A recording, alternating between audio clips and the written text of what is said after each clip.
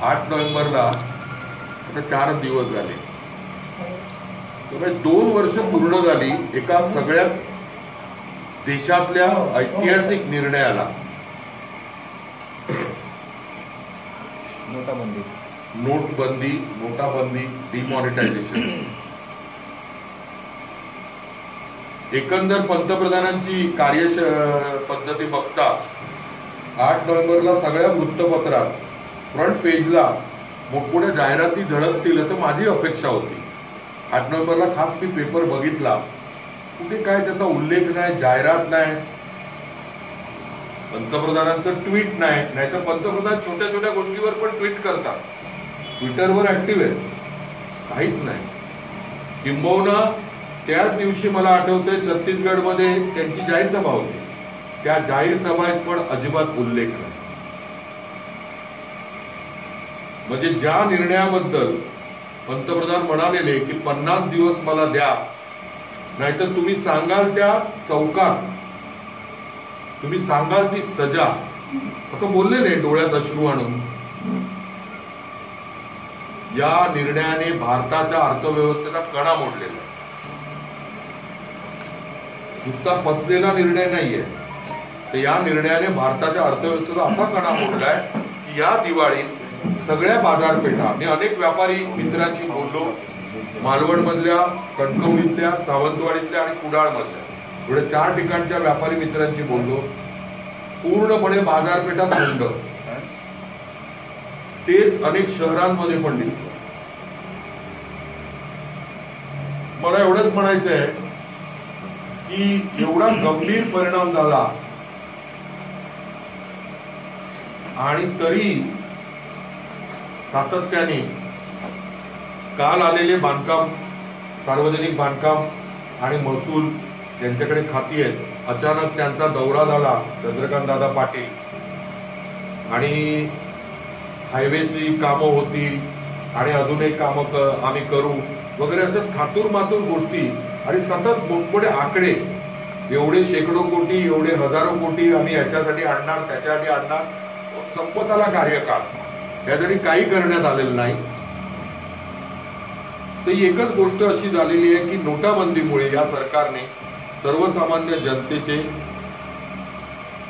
त्यांची स्वप्न, दाखवलेली स्वप्न, अच्छे दिन वगैरे तर राहिलेच नाही, पण उलट बेरोजगारी, महागाई आणि अर्थव्यवस्थेला पूर्णपणे त्याचा मोठा धक्का बसला.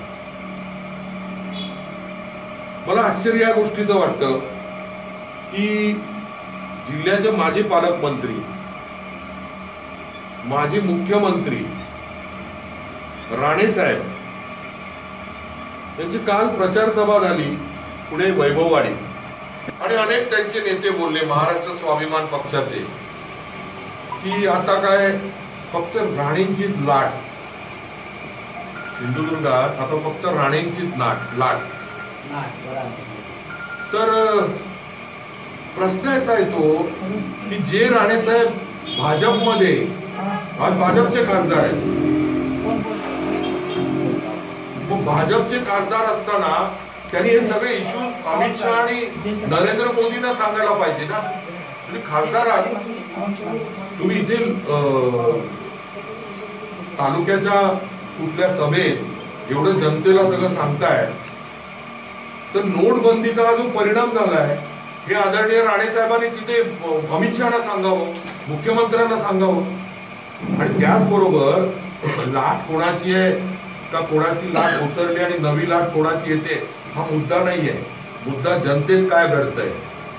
म्हणजे हेच राणे साहेब जेव्हा विरोधात होते काँग्रेसमध्ये, हो ते विधान परिषद गाजवायचे, अनेक मुद्दे उपस्थित करायचे. आज काय होतंय, आज का बोलत नाहीये भाजपवर? स्थानिक भाजप नाही, राष्ट्रीय भाजपवर का नाही बोलत? हा राष्ट्रीय मुद्दा आहे ज्याचा जिल्ह्यात, गावात, खेड्यात परिणाम झालेला आहे. बेरोजगारी कुठल्या निर्णयामुळे आली? आर्थिक परिस्थिती आज जी जनतेची झाली आहे कुठल्या निर्णयामुळे झाली? महागाई प्रचंड वाढली आहे, कुठल्या निर्णयामुळे वाढली? कालाधन कालाधन म्हणत होते, कालाधन तर आलंच नाही. पण आज जनतेमध्ये एवढं सगळं झालं की आज पंतप्रधान चिडीचूप आहेत, मुख गिळून गप्प आहे, ट्विटरवर पण बोलत नाहीत साहेब. कुठली प्रेस तर त्यांनी 4.5 वर्षात पत्रकार परिषद हा विषयच घेतलेला नाही. कोणी? मोदी साहेबांनी. म्हणजे या लोकशाहीची एक रीत होती. अगदी मी तुम्हाला उदाहरण देतो अमेरिकेतलं, का ते आज गाजलंय म्हणून. डोनाल्ड ट्रम्प हे तिकडचे प्रेसिडेंट आहेत, त्यांची मिड टर्म इलेक्शन झाली याच गेल्या आठवड्यात, आणि 2 गोष्टी असतात, एक सेनेट आणि एक हाऊस ऑफ रिप्रेझेंटेटिव्ह. हाऊस मध्ये त्यांच्या पक्ष जो रिपब्लिकन आहे त्याचा पराभव झाला, बरोबर आहे. दुसऱ्या दिवशी डोनाल्ड ट्रम्पनी पत्रकार परिषद घेतली. पत्रकार परिषदेत पत्रकारांबरोबर वेगळं वर्तन झालं, त्याच्यामुळे सगळं फेमस झालं. सगळ्यांना माहिती असेल, सीएनएनचा जिम अकोस्टा म्हणून पत्रकार आहे, तुम्ही व्हिडिओ युट्यूबवर बघा. असं म्हणाले. मला प्रश्न पडला, हे काही झालं असेल, तिकडे त्याच्यावर टीका झाली असेल. पण तिकडचा राष्ट्राध्यक्ष पत्रकार परिषद घेतो. मोदींनी 4.5 वर्षात पत्रकार परिषदच घेतलेली नाही.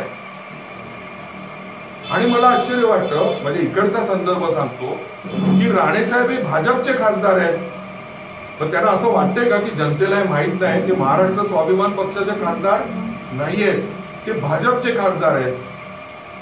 मग त्यांनी आज नोटाबंदीवर, जीएसटीचा परिणाम याच्यावर बोलावं. हे काय होतंय? लाट कोणाची पुढे येईल आणि काय येईल जनता ठरवते. लाट नेता नाही ठरवत, लाट जनता ठरवते. आणि सिंधुदुर्गातली जनता, ज्या जनतेने आदरणीय नागपै सर, प्राध्यापक मधु दंडवते अशा विद्वान माणसांना लोकसभेत पाठवलंय, ती जनता सुजाण नाही, सुज्ञ नाही असं म्हणणं म्हणजे आपल्या अंतर्मुख होण्याची